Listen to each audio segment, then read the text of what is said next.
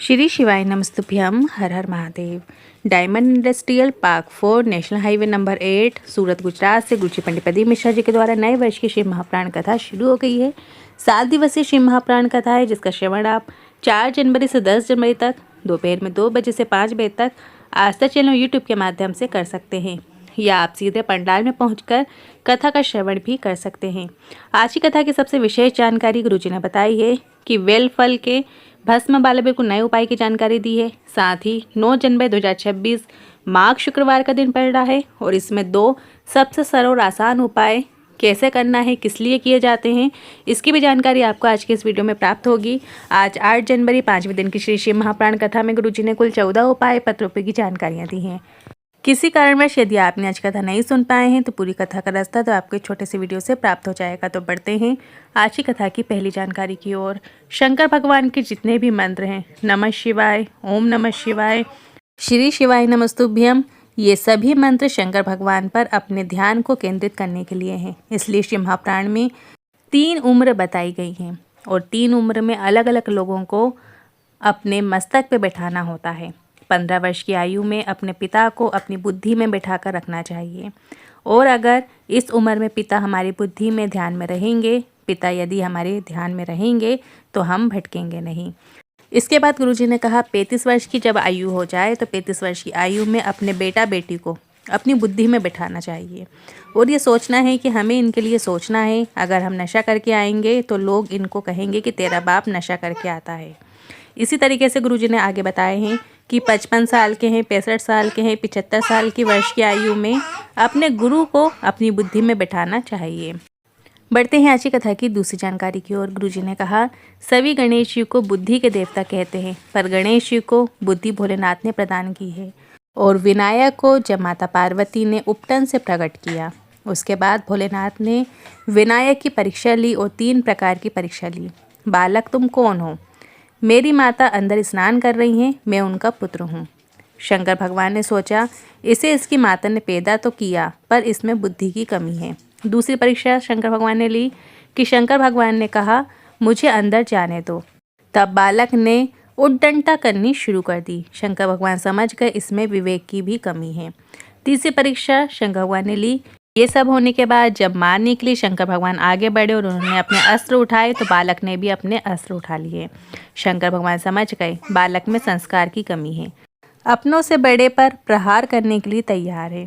विनायक तीनों परीक्षा में फेल हो गए तो भोलेनाथ ने सोचा अब इसे बुद्धि प्रदान करना पड़ेगी। बढ़ते हैं आज की कथा की तीसरी जानकारी की ओर। गुरुजी ने कहा मेरी जीजी, मेरी बहनों, ध्यान रखना, अगर बाल्यावस्था में अगर आपका बच्चा भोलेनाथ के मंदिर में जाकर जल अर्पित करता है तो भले ही उसमें बुद्धि और विवेक की कमी है, तो भविष्य में वह बुद्धि में प्रबल होता ही है और जीवन में सब कुछ वो प्राप्त करते चला जाता है। बढ़ते हैं आज की कथा की चौथी जानकारी की ओर। कभी कभी परिवार को बचाने के लिए झूठ बोला जाता है जो गलत नहीं है। बहू बोलती है कि मैंने ऐसा सुना है आपके बेटे के बारे में, माँ को पता भी होता है फिर भी माँ परिवार बचाने के लिए झूठ बोल देती है, जिसमें कुछ भी गलत नहीं है। अपनी ज़ुबान को कंट्रोल में रखोगे तो जीवन में ना झगड़े होंगे, ना लड़ाई होंगी, ना तलवारें चलेंगी, ना रिश्ते बिगड़ेंगे।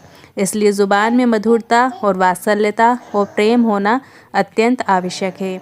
बढ़ते हैं आज की कथा की 5वीं जानकारी की ओर। अनिता जी पत्र लेकर आई, लिखती हैं मेरा बेटा कई वर्षों से गवर्नमेंट जॉब की तैयारी कर रहा था पर उसकी कहीं जॉब नहीं लग रही थी। पशुपतिनाथ व्रत के बारे में सुना और मैंने पशुपतिनाथ व्रत करना शुरू किए। मेरे पशुपतिनाथ व्रत पूर्ण हुए और मेरे बेटे ने जो एग्ज़ाम दिया था उसका रिजल्ट आ गया और मेरे बेटे की गवर्नमेंट जॉब लग गई है। उसी का आभार व्यक्त करने आए हैं। बढ़ते हैं आज की कथा की 6वीं जानकारी की ओर। योगिता जी पत्र लेकर आई, लिखती हैं कई वर्षों तक संतान सुख नहीं हुआ और डॉक्टर का पूरा ट्रीटमेंट लिया, कई जगह से गोदी भी भरवाई पर लाभ नहीं हो रहा था। फिर सीहोर गए, सीहोर में कुबेरेश्वर धाम गए और वहाँ के कंकर शंकर का हमने पूजन अर्चन किया और वही कंकर शंकर हम घर लेकर भी आ गए। उसमें रोज़ जल चढ़ाना शुरू किया, उसका आचमन करना शुरू किया और बाबा की कृपा से जुड़वा संतान हुई हैं, उसी का आभार व्यक्त करने आए हैं। बढ़ते हैं आज की कथा की 7वीं जानकारी की ओर। अगर आपको ऐसा लग रहा है कि मेरे ऊपर किसी ने कुछ कर दिया है, मेरी दुकान किसी ने बांध दी है, तो शिव महापुराण की कथा कहती है वो कालाधिपति हैं अगर आप शिवलिंग पर जल अर्पित करके प्राप्त करके उसका चिंतन अपने ऊपर और अपने घर या दुकान पर कर रहे हैं तो कभी कोई बंधन या कभी कुछ गलत आपके साथ हो ही नहीं सकता। ये निश्चितता है। शिव पर पूर्ण विश्वास रखिए। ये सब आपके मन का भ्रम है कि किसी ने कुछ कर दिया है इसलिए मेरी दुकान नहीं चल रही, इसलिए मेरे घर में झगड़े हो रहे हैं। ऐसा कुछ नहीं होता है। अगर आप शंकर भगवान पे एक लोटा जल चढ़ाते हैं और शंकर भगवान पे चढ़ाया गया जल अपने घर में चिंतन करते हैं तो आपके घर में पॉजिटिविटी ही रहती है, नेगेटिविटी आपके घर से दूर होती चली जाती है। बढ़ते हैं आज की कथा की 8वीं जानकारी की ओर। एक नाथ गोरवे जी पत्र लेकर आए। लिखते हैं 14 जनवरी 2024 में मेरा लड़का और उसके दादा एक साथ घूमने गए, पर एकदम से पतंग का एक डोरा बच्चे की गर्दन के पास आया और उसके गले की नस कट गई और बच्चा मर गया। मेरा एक ही बच्चा था और जब हमने डॉक्टर को दिखाया तो हमें पता चला कि हम फिर से माँ नहीं बन सकते, ऐसा कहा गया। फिर हम रुद्राक्ष महोत्सव में गए, शिव को नहीं छोड़ा, प्रयास करते रहे और बाबा ने हमें हमारा बच्चा लौटा दिया। मुझे पुत्र रत्न की प्राप्ति हुई है, उसी का आभार व्यक्त करने आए हैं। बढ़ते हैं आज की कथा की 9वीं जानकारी की ओर। सीमा पाल जी पत्र लेकर आई। लिखती है मेरी शादी 2007 में हुई और मेरे बच्चे नहीं हुए। मैंने कई जगह दिखाया पर लाभ नहीं हुआ। 18 साल शादी के हो गए पर संतान सुख नहीं हुआ। किसी ने सीहोर वाले महाराज की कथा सुनने को कहा और आसन लगाकर घर पर ही कथा सुनो और आसन के नीचे की मिट्टी को अपने गर्भ से लगा लो। और मैंने ऐसा ही किया। कथा पंडाल में भी कथा सुनने गई और मुझे संतान सुख हुआ है, उसी का आभार व्यक्त करने आए हैं। पढ़ते हैं आज की कथा की 11वीं जानकारी की ओर। ऐसे बच्चे जिनके शरीर का विकास जन्म के बाद भी नहीं हो रहा है, मुंह से लार टपकती रहती है, पलंग में सोए रहते हैं, उन्हें अपनी इंद्रियों का भी ध्यान नहीं होता है कि बाथरूम आई है कि क्या हो रहा है, तो उन बच्चों के लिए भी शिव महापुराण में एक सुंदर प्रसंग आता है। एक वेलफल होता है जो बेलपत्र में लगा रहता है।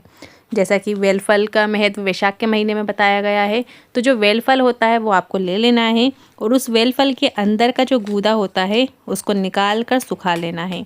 उसके अंदर का जब आप भाग रहता है जिसे हम खाते हैं या इसका जूस बनाते हैं तो उस भाग को आपको ले लेना है और उस भाग को आपको सुखा लेना है। आप धूप में उसे सुखा सकते हैं। इसके बाद जो गूदा आपने सुखा लिया है उसको आप पीस लीजिए और इसके बाद उसे जलाकर आपको भस्म तैयार कर लेना है।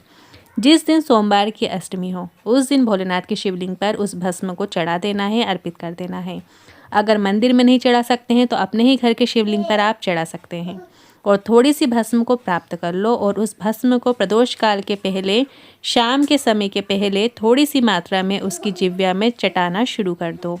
डॉक्टर को भी दिखाओ, उसके साथ साथ शंकर पर विश्वास रखो, आपको लाभ ज़रूर देखने को मिलेगा। बस आपको ये उपाय ऐसे ही करना होता है। एक बार और आप ध्यान से सुन लीजिए कि आपको बेलफल लेना है, बेलफल के अंदर का जो गूदा होता है उसको सुखा लेना है, फिर जला लेना है और उसकी भस्म तैयार कर लेना है। भस्म तैयार करने के बाद जब भी सोमवार की अष्टमी पड़े उस दिन आपको इसे भोलेनाथ की शिवलिंग पे अर्पित करना है। मंदिर में चाहें तो मंदिर में कर लें या आप अपने ही घर की शिवलिंग पे कर लें और उस भस्म को वापस आपको प्राप्त कर लेना है।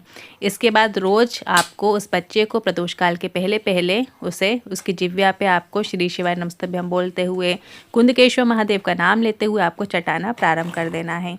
ऐसा आपको रोज़ करना है। रोज़ कुछ मात्रा में कुछ कण आपको उसकी जिह्वा में चटा देना है।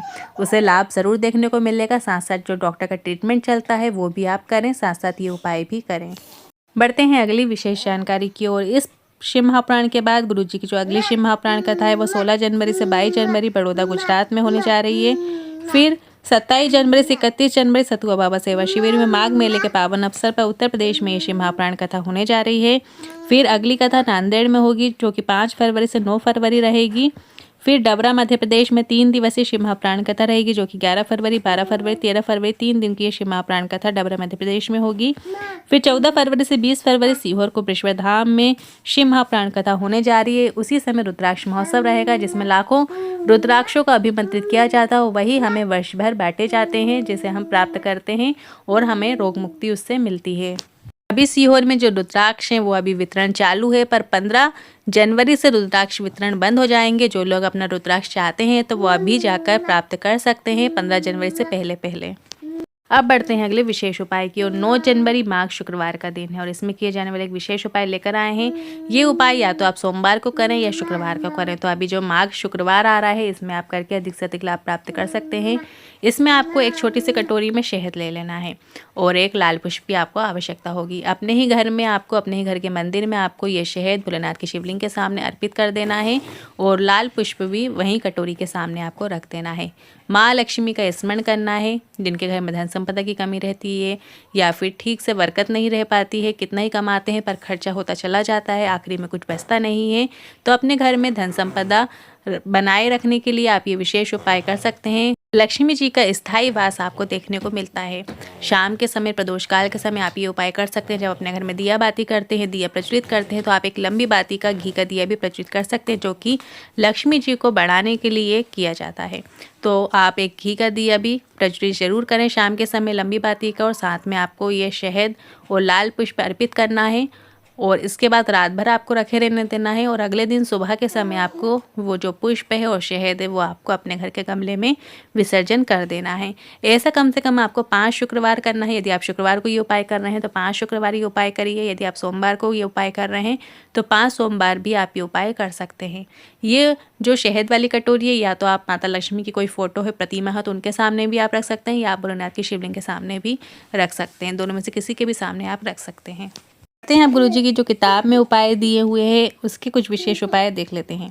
अगर किसी व्यक्ति के जीवन में पैसे की तंगी महसूस होती है, धन टिकता नहीं है, जितनी आय नहीं होती है उससे ज़्यादा व्यय हो जाता है, जितना भी धन आता है वह अनायास ही दूसरी जगह खर्चा होता चला जाता है, तो ऐसे व्यक्ति को जब हर महीने जो प्रदोष आती है, प्रदोष हर महीने 2 आती हैं, किसी भी एक प्रदोष में आप ये उपाय कर सकते हैं। तो जो आने वाली जो प्रदोष है उस प्रदोष काल में संध्या के समय आपको एक तांबे के लोटे में जल भर लेना है और उसमें आपको 5 बेलपत्र रख लेना है, 1 शमी पत्र रख लेना है और 7 चावल के दाने उसके अंदर डाल लेना है।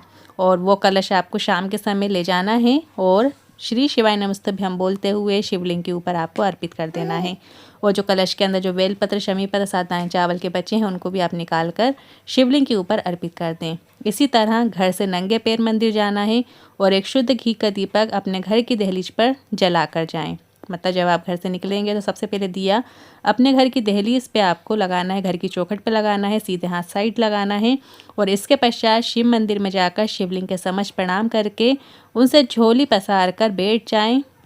सामने बैठ जाएं। जो मंदिर प्रांगण है आप वहाँ पर भी बैठ सकते हो, या शिवलिंग के सामने आप बैठ सकते हो तो वहाँ पे भी आप बैठ सकते हैं। अगर आप पुरुष हैं तो ओम नमः शिवाय का उच्चारण करें, यदि आप महिला हैं तो नमः शिवाय ओम का जाप करें। अगर आप ऐसा करते हैं तो जीवन में कभी भी धन की कमी नहीं होती है। बस आपको ये करना है कि जब आप घर से बाहर की ओर निकलें, मतलब जो कलश आपने जो जल का है जिसमें बेलपत्र, शमी पत्र, 7 दाने चावल के आपने डाले हैं, तो उसके पहले आपको अपने घर की जो दहलीज होती है, चौखट होती है, वहाँ पर आपको दिया लगाते हुए जाना है। अब वहाँ पे आप लंबी बाती का घी का दिया लगा सकते हैं। और इसके बाद जब आप निकल जाएं अपने घर से तो शिव मंदिर में जब ये जल चढ़ा दें, बेलपत्र चढ़ा दें, सब कुछ अर्पित करने के बाद थोड़ा सा जल चाहो तो आप झेल सकते हैं, रख सकते हैं जल कलश के अंदर, और फिर वहीं बैठकर कुछ देर आपको पंचाक्षर मंत्र, षडाक्षर मंत्र, कोई भी मंत्र का आप जाप कर सकते हैं। यदि महिला हैं तो आप नमः शिवाय ओम का उच्चारण करें, यदि पुरुष हैं तो ओम नमः शिवाय का उच्चारण करें। इस तरीके से आप ये उपाय करते हैं तो जीवन में कभी भी धन की कमी नहीं होती है। बस आपको नंगे पैर मंदिर जाना है और झोली पसार कर निवेदन करना है। तो कम से कम 2-3 प्रदोष आप ये विशेष उपाय करके देखिएगा, आपको थोड़ा सा फ़र्क ज़रूर नज़र आएगा। आज के लिए बस इतना ही। अगर आपके मन में कोई सवाल है, क्वेश्चन है तो कमेंट के जरिए पूछ सकते हैं, या आप कोई उपाय जानना चाहते हैं तो वो भी आप कमेंट के जरिए पूछ सकते हैं। हर हर महादेव, श्री शिवाय नमस्तुभ्यम।